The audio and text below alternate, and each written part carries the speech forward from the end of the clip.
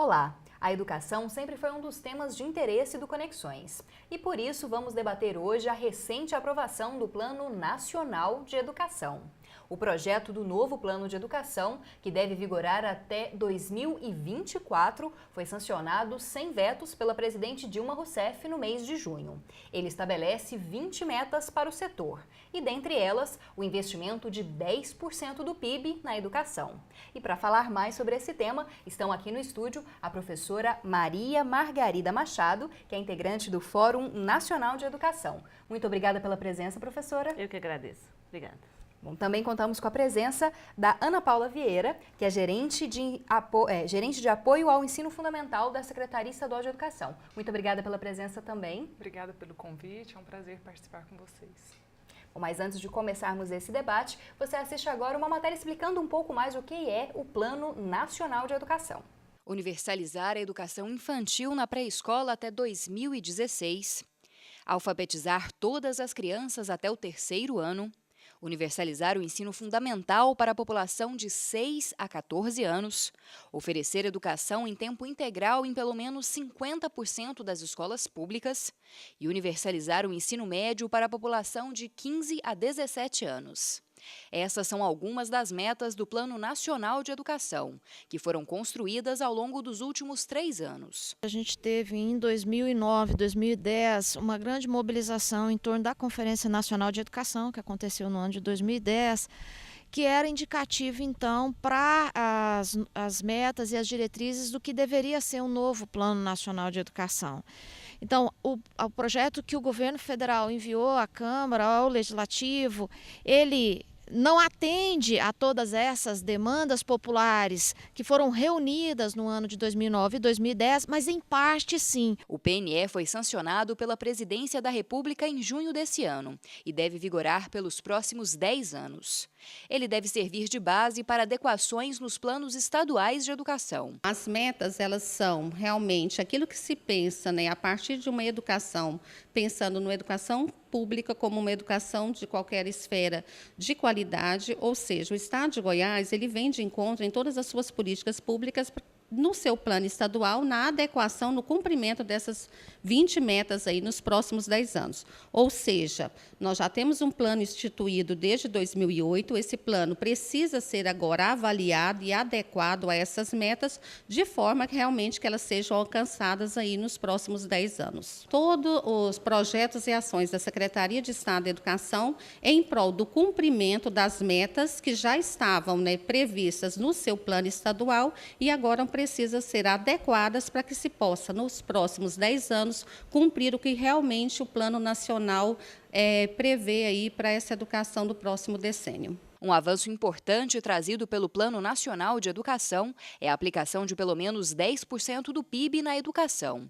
Com isso, os investimentos deverão saltar dos atuais 138 bilhões de reais para 228 bilhões nas principais áreas. Nós teríamos que ter uma ação política do Estado brasileiro e uma ação coletiva do Executivo, do Legislativo, que priorizasse de onde sai. São dos tributos, são dos impostos, em que pese a gente ter aí toda essa questão do pré-sal, mas a gente precisa de fonte fixa de recursos. E de onde advém essa fonte fixa? Das contribuições, dos impostos e dos tributos que o Estado arrecada. Consequentemente, teria que fazer uma opção clara pela educação para dizer, daqui 5 anos nós temos 7% aplicado e daqui 10 anos a gente tem os 10% do PIB aplicado. Então, acho que a sociedade civil ela tem que estar muito atenta a isso para que o Estado diga, bom, nós vamos tirar o dinheiro que, por exemplo, paga dívida pública do país e vamos investir em educação. Qual que é a prioridade do Estado brasileiro? Bom, professora, houve um atraso de 4 anos para a aprovação desse plano. Ele deveria ter sido aprovado em 2010 e foi aprovado apenas neste ano. Por que houve esse ato, essa demora para a aprovação de um instrumento que é tão importante para a educação? Bom, a gente tem que entender que a educação é uma pauta muito política, né? Ela sofre, de fato, de uma dificuldade muito grande de chegar a acordos, né? O texto que foi apresentado pelo Executivo no final de 2010 ao Congresso, ele gerou uma série de descontentamentos, sobretudo de quem participou do movimento da Conferência Nacional de 2010, as entidades, as representações da sociedade civil e mesmo do governo compreenderam que ele era um texto que não representava tudo aquilo que tinha sido defendido na Conferência Nacional.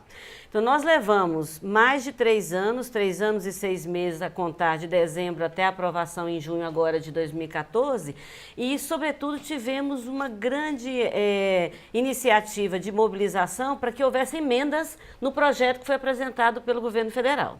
Então, no momento em que essas emendas elas foram apresentadas, gerou um debate entre os deputados e as entidades representativas do campo da educação para chegar aos acordos possíveis. Então, o texto ele passou por um amplo debate dentro da Câmara, primeiro da Câmara dos Deputados, ele vai ao Senado depois da aprovação na Câmara dos Deputados e ele sofre uma nova alteração. Então nós tivemos um problema sério da saída no final do ano passado, da aprovação no Senado, para o retorno do texto para aprovação final na Câmara. Então levamos mais 6 meses para rediscutir a tentativa de compatibilizar o que era a proposta inicial aprovada pela Câmara, que as entidades do campo da educação elas consideravam ser, de fato, uma tentativa de recuperação daquilo que se defendeu na CONAI de 2010, àquilo que foi modificado no Senado. Então, o resultado desse processo de intenso debate, de argumentações de ambas as partes, o interesse do governo, mas também o interesse da sociedade civil organizada, em torno da defesa de um projeto de educação nacional. Então, a gente tem que entender que esse movimento é um movimento que ele é necessário para que não haja, de fato, a aprovação de um texto que não atenda aos interesses da educação no país. Então, a gente pode dizer que é uma vitória ter sido sancionada, a aprovação final do projeto, mas esse resultado de mais de 3 anos de debate, ele reflete para nós a importância do espaço do debate da sociedade civil com a sociedade política, que são os representantes do governo que estão tanto na Assembleia, no Congresso Nacional, como no próprio Ministério da Educação. Então, o resultado disso é essa aprovação do texto que nós temos hoje. E antes disso, eu só queria complementar como que foi essa discussão aqui no estado de Goiás envolvendo a rede estadual de educação. Então, a gente teve as conferências regionais de educação que aconteceram em 2009, precedendo todo esse debate que a professora colocou, organizado em 13 regionais. E o interessante era que as regionais, os polos, recebiam nomes de frutos do cerrado para caracterizar essa discussão interna que aconteceu. Nessas discussões, o que era avaliado? Era avaliado 6 eixos, né, que foram apresentados para a produção de um documento em que fosse discutido durante esses momentos os desafios locais, os avanços que foram conseguidos nesse trabalho. Então, desses debates, dessas discussões surgiu um documento. Esse documento, de cada um desses 13 polos, foi apresentado na CONEST, que foi realizada no final do ano de 2009, e que dessa CONEST saíram os 69 delegados que representaram o estado de Goiás, com certeza a professora estava nesse evento, nesse movimento, e aí disso um documento que apresentava, em relação ao estado de Goiás, quais as interferências, o detalhamento, as propostas que saíram dessas discussões. E, a partir disso, fez-se um documento que a gente pode chamar de referência.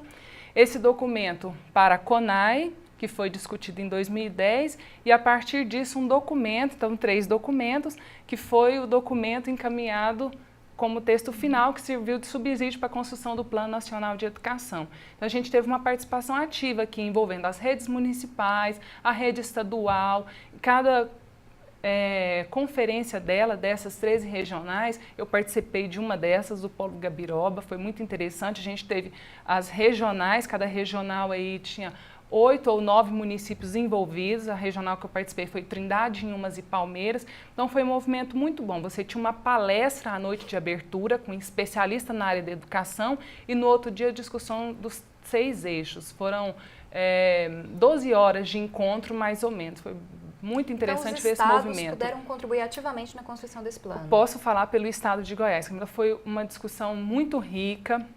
A gente teve 2 debatedores a conferência, no caso o Polo Gabiroba, começou à noite, num domingo à noite, e aí se seguiu pela segunda-feira ao longo dela com os debates nos 6 eixos que você podia, ou você já ia para a área que você tinha maior afinidade, ou você poderia participar dos grupos que estavam ali estabelecidos. Foi um movimento que vale a pena a gente ressaltar, que o Estado de Goiás participou ativamente desse processo. Eu acho que um outro detalhe importante no processo de elaboração desse plano que foi aprovado é que essa dinâmica, ela é uma dinâmica que está se estabelecendo dentro do governo brasileiro como uma lógica de várias conferências. Se a gente for olhar, as conferências mais tradicionais que a gente tem no campo social são as conferências de saúde.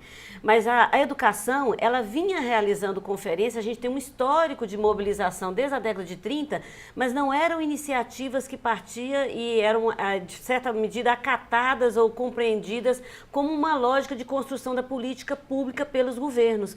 E isso só vai acontecer com a CONAS 2010. Ela é a primeira Conferência Nacional de Educação que é de convocação do Estado, com uma participação e intervenção muito organizada da sociedade civil. Então, eu poderia dizer assim que ainda bem que conseguimos chegar lá, estamos chegando atrasados porque a experiência, por exemplo, do SUS, da construção da saúde pública e do debate da saúde pública antecede esse movimento da educação, né?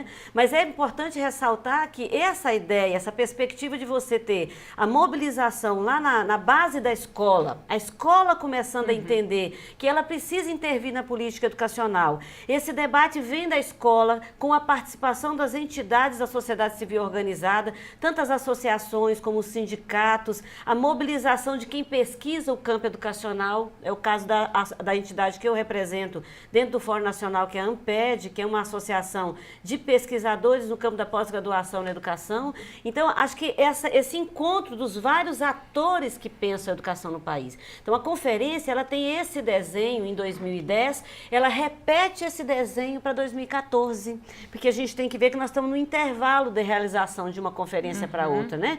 A determinação da plenária de 2010 é que a cada 4 anos se volte a realizar as conferências para avaliar o que foi proposto e tentar fazer com que aquilo que está sendo discutido efetivamente chegue ao chão da escola e consiga modificar a realidade da educação no país. Né? Ok, a gente tem que ir para um rápido intervalo e a gente continua debatendo o Plano Nacional da Educação, que foi aprovado recentemente, no próximo bloco.